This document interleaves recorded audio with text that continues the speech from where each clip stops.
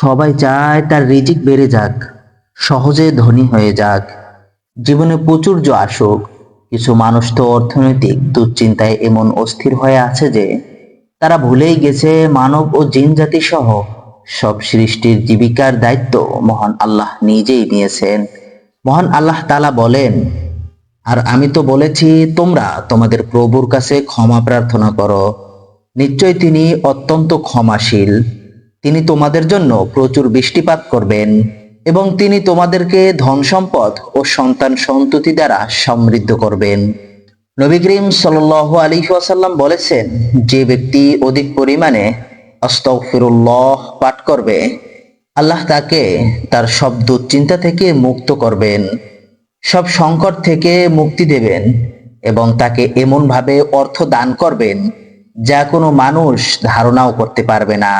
তাই প্রিয় দর্শক, আজকে একটা আমলের কথা বলবো, যে আমলটি নিয়মিত করলে তাকে আল্লাহ তাআলা সম্পদশালী করে দিবেন। তাই আমলটির কয়েকটি পয়েন্ট আপনাদের সামনে উপস্থাপনা করব।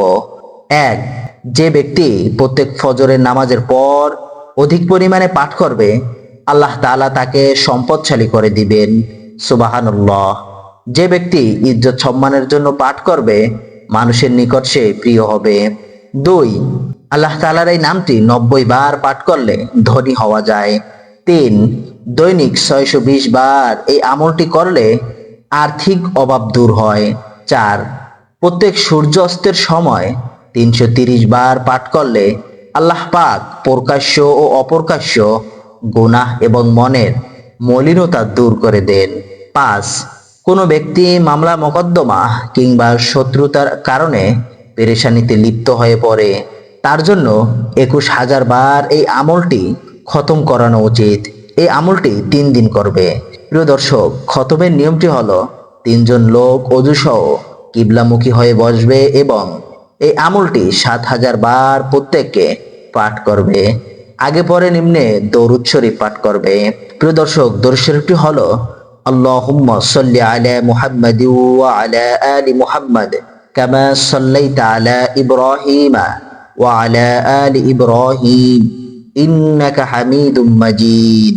আল্লাহুম্মা বারিক আলা মুহাম্মাদি ওয়া আলা আলি মুহাম্মাদ কামা বারাকতা আলা ইব্রাহিমা ওয়া আলা আলি ইব্রাহিম ইন্নাকা হামিদুম মাজিদ। দরুদ শরীফটি পাঠ করে তারপর আল্লাহ তাআলার গুণবাচক নামটি খতম করবেন।